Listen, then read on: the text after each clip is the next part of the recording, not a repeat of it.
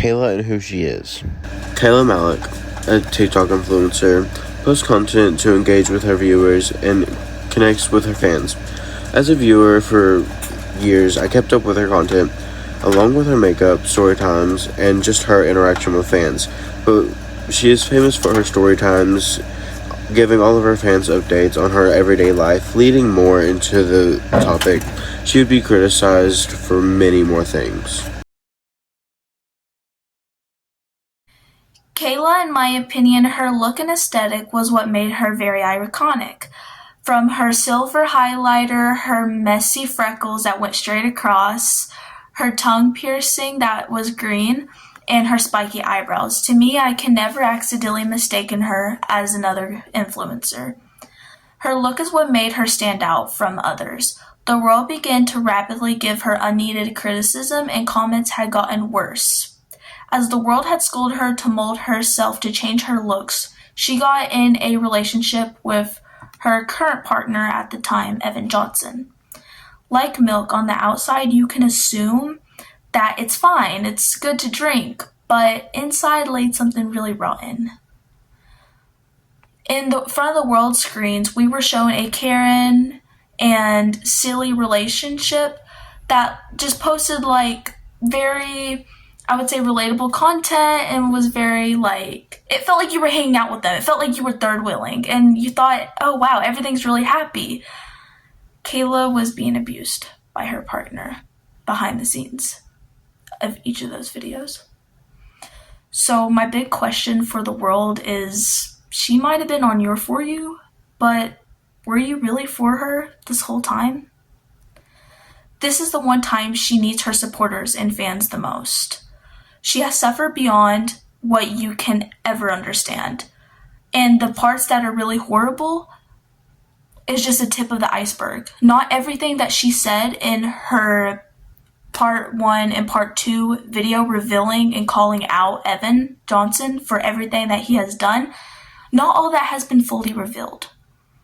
And the parts that she did are deeply sickening. To correspond with that, Kayla posted her video, He Doesn't Love You Part 1, April 4th, 2025, giving dates and complying that he was drunk. The first time he got close to being physical with her was whenever they were in Nashville, Tennessee. He stormed out of his apartment, grabbing his keys, and Kayla followed him. She grabbed his keys, and he tried to punch her, but instead punched a windshield. He then went back up to his apartment and said that he loved Kayla and asked her to be his girlfriend. August 9th, 2024 was the first time he got physical with her. Evan and Kayla went out to watch Broadway and they were having a valuable time until they got into the Uber to go home.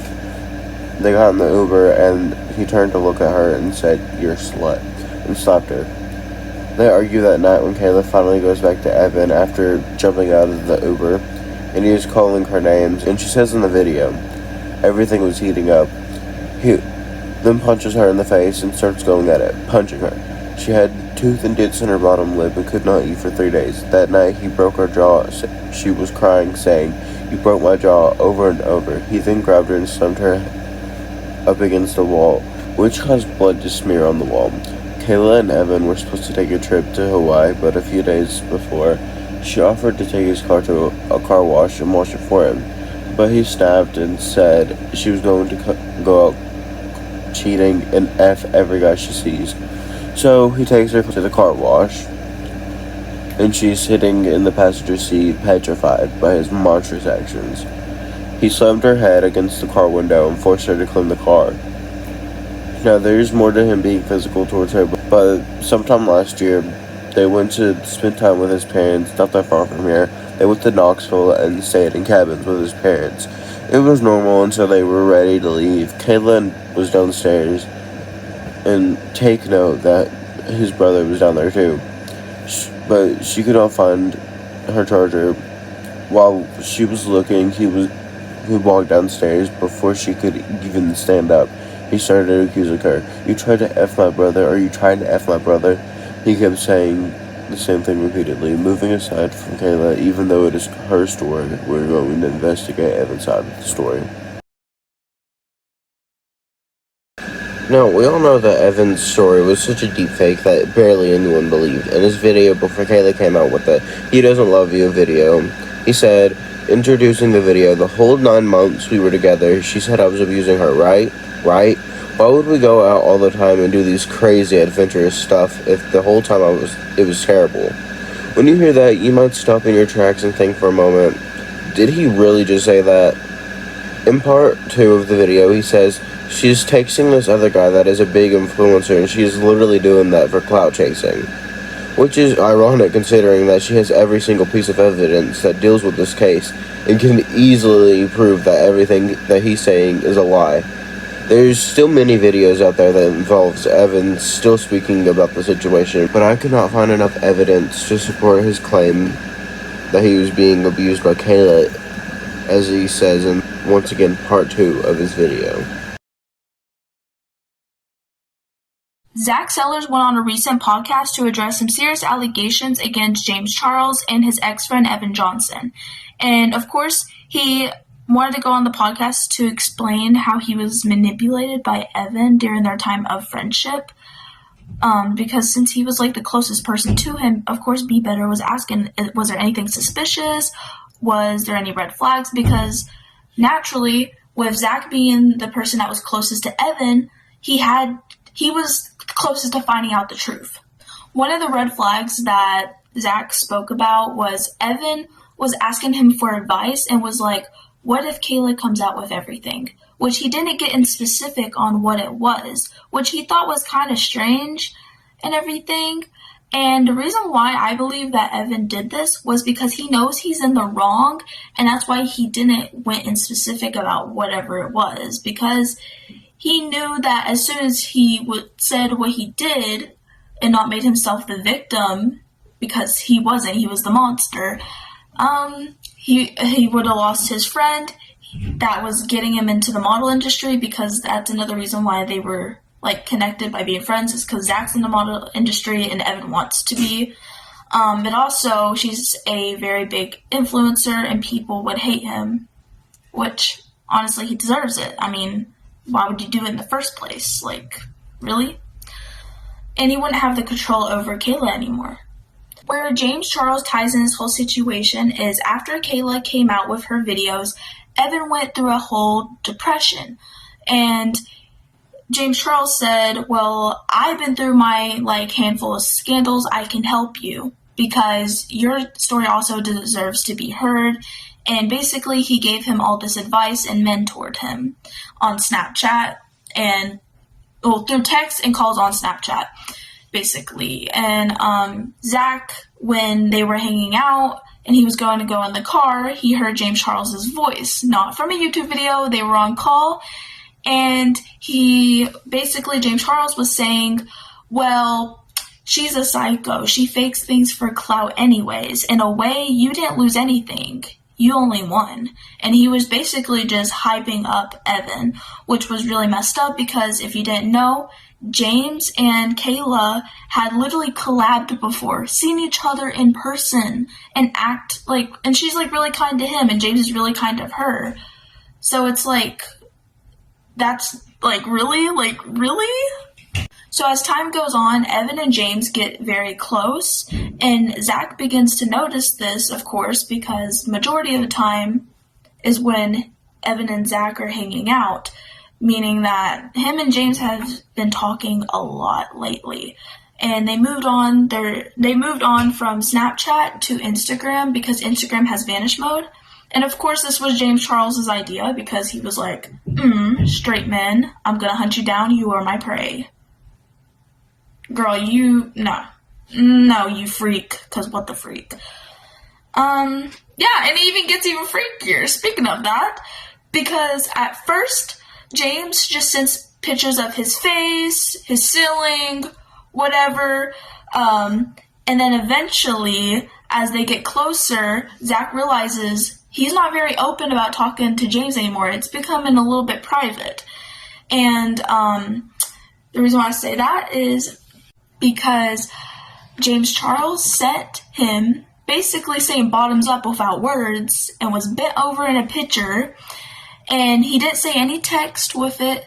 It was just that, and Zach saw because he was sitting next to Evan at a hotel they were staying at, and he was sitting on the bed that Evan was sitting on when he opened it, and James Charles didn't say anything, and then he sent a message afterwards, a separate one, and was like, I want your big you-know-what cucumber, daddy. Yes, this 30-year-old man saying daddy.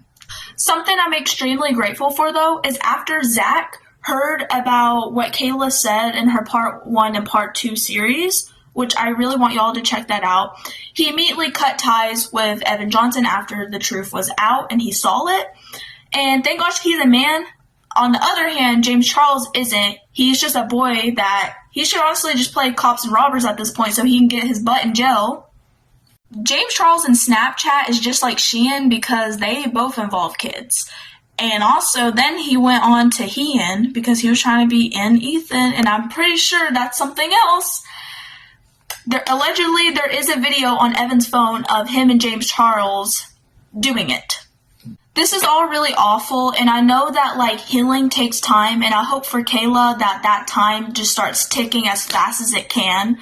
But, however, on the other hand, it kind of did, even just by a little bit. In response, James posted a video after Kayla and Evan's court hearing. He said in the video that he did not support anything that Evan has done to her, in hopes that she ends up winning the case. He did mention that he did have Evan over while everything was still going on. James lied to Kayla, for one, about James being over, so he plainly told him that he needed to leave. He was upset that he had to lie to Kayla about Evan staying with him. He then mentions the messages between him and Zach, which Zach warned James about Evan, but he already knew something was not right. Something else I want to mention, I told you how there's allegedly in Evan's phone a video of him and James effing. And James Charles, in his apology video, made a reference to that, and he was like, well, if you have evidence, then post it then. Do it. Remind you, like I said, the court has just happened. Evan is serving 6 months in jail. He doesn't have access to his own phone. No one's going to link that information. And I think James Charles just used this as a persuasive way of people taking his side, because if he did do that, he's obviously guilty as heck for it. Or he might not even be guilty at all. He might be the psychopath here. But yeah, this whole situation with James is just truly sickening. Instead of James being by her side to give her tissues, and he could have asked, like, her side earlier, instead he was the box who scratched her before she could even grab one. Because he was a crappy friend, regardless of if it's true or not, if they did it or not. It's the fact that he had him over at her house. At his house. Remind you, James blatantly said that he lied to Kayla about having Evan at his house, and he never apologized in the apology video for it, which is just insane, and that just shows the type of person he is. However, on the contrary, Kayla took that monster to court and finally got her justice. May 7th, 2025, Kayla had taken him to court for the countless times he has abused her. After 9 months of torture and the abuse she had to hide from her fans is disgusting. Everything he did to her is unacceptable, and to be going to prison for a year and a half is beyond insane. I mean, people have opinions, but this is not an opinion. He deserves life imprisonment for the countless things he has caused Kayla, including the PTSD she has to suffer with, and the therapy that she must attend until she is fully healed is mind-blowing. Even the devil in this lifetime cannot hit you, but he did. Justice for Kayla Malec and many other women who survived are still suffering year after year of torture from abuse. I want to end this video with a message I want to share with every survivor or anyone in the same situation who feared to get out. To all survivors out there, when we think of a circle, we think of the perimeter we cannot escape from. You cannot see where you are cornered. Either way you turn, you see marks repeatedly. Just remember, a circle is not a wall, it's a path. Don't let the circle define you. Go outside the lines to define yourself. And just like that, justice was served. Justice was served.